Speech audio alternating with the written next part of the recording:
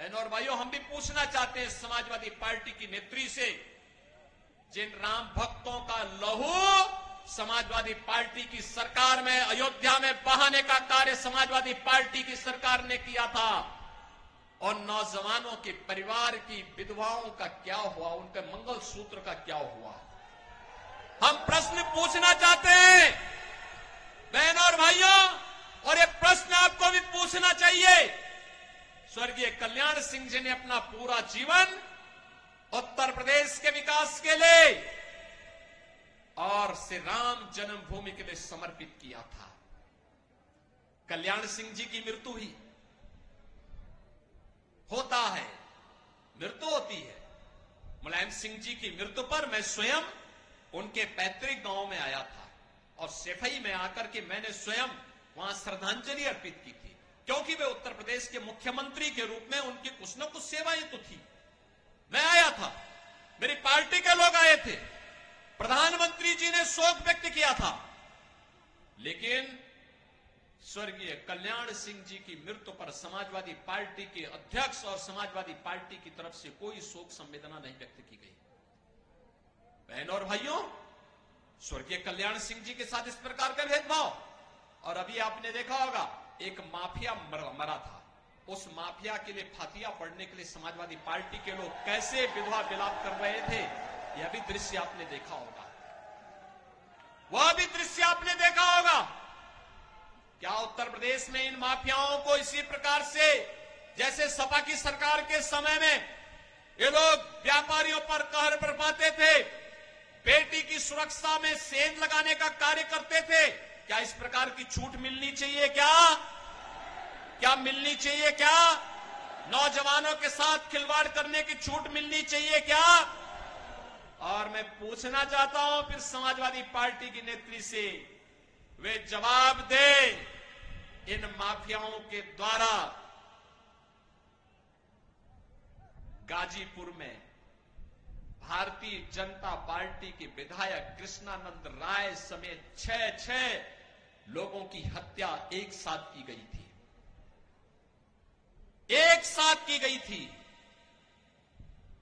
श्रीमती अलका राय भी तो हमारी विधायक थी,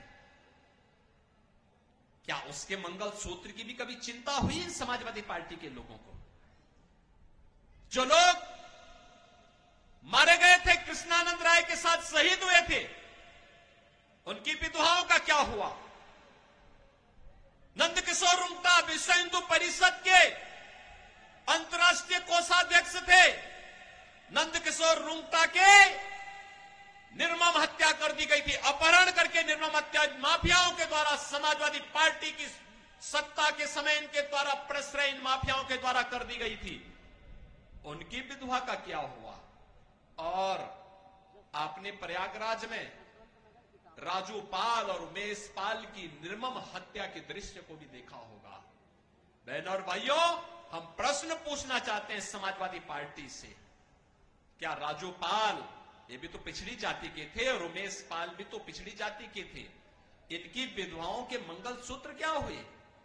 कभी इन्होंने कभी अपने इन कृत्यों पर पश्चाताप करने का भी प्रयास समाजवादी पार्टी ने किया है?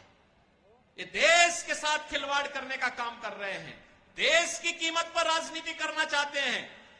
बहनों और भाइयों, आज हम सब आपसे यही कहने के लिए आए हैं, भारतीय जनता पार्टी देश के लिए राजनीति करती है।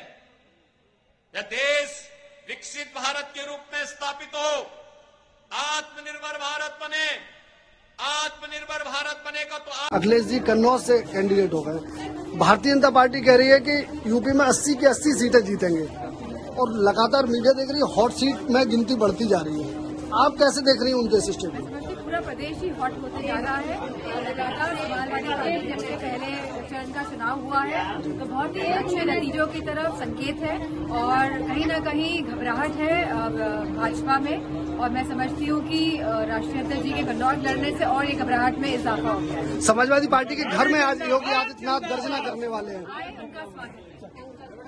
समाजवादी लगातार जयवीर सिंह लाल टोपी पे हमलावर है, क्या कहेंगे? वो तो सभी पे मैं समझती हूँ हमलावर है। युवा युवाओं की नौकरियों पे हमलावर हैं, नौकरियां ही नहीं दी। बताइए, सरकार के 7 साल पूरे हो गए हैं जहाँ युवा हमारा बेरोजगार है। किसानों की जो आपने वादा किया था जब सरकार में आए थे कि अब मवेशी जो आवारा पशुओं वाली जो समस्या है उसका हल करेंगे, कि आपने हल कर लिया। आज आप लोगों पे दबाव की राजनीति बनाते हैं और मैं समझती हूँ, मैं सभी लोगों से ये कहना चाहूंगी कि दबाव की राजनीति का आप लोग शिकार ना होए, क्योंकि अगर आप शिकार हो गए और पढ़े लिखा समाज अगर इस बात से शिकार हो जाएगा तो मैं समझती हूँ कि एक अलग दौर चल पड़ेगा।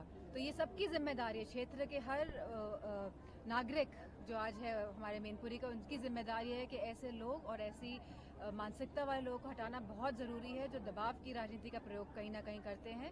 और मैं समझती हूँ कि मैनपुरी की जनता तैयार है और जब रिजल्ट आएगा तो आप देखेंगे कि किस तरह मैनपुरी की जनता एक सकारात्मक राजनीति के साथ खड़ी दिखाई देगी।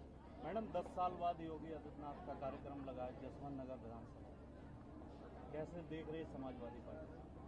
नहीं, अच्छा है। प्रदेश में किसी को भी कहीं भी घूमने की इजाजत है और मुख्यमंत्री जी आए और देखें कि किस तरह। अब तो हेलीकॉप्टर से आएंगे तो उतरेंगे तो यहाँ से हवाई पट्टी में, वहीं उतरेंगे कहीं, तो देखें किस तरह अच्छे कार्य हो सकते हैं। अगर सही मंशा हो, अगर सही विचार हो तो बहुत कुछ हो सकता है। कोई इसमें एंड नहीं है कि आप कितना बेहतर कर सकते हैं इस प्रदेश के लिए, क्योंकि उत्तर प्रदेश सबसे बड़ा प्रदेश है और बहुत ही महत्वपूर्ण प्रदेश है और बहुत ही संभावनाओं का और आशाओं का प्रदेश है और ये आप सब पूरा कर सकते हैं, लेकिन अच्छा शक्ति होनी बहुत जरूरी है। वहीं राजनाथ सिंह ने कहा है कि जिस तरीके से डायनासोर विलुप्त हो गया है वैसे ही इनका जो विपक्ष है वो विलुप्त हो जाएगा, इंडिया गठबंधन। अब मैं क्या कहूँ इस बारे में।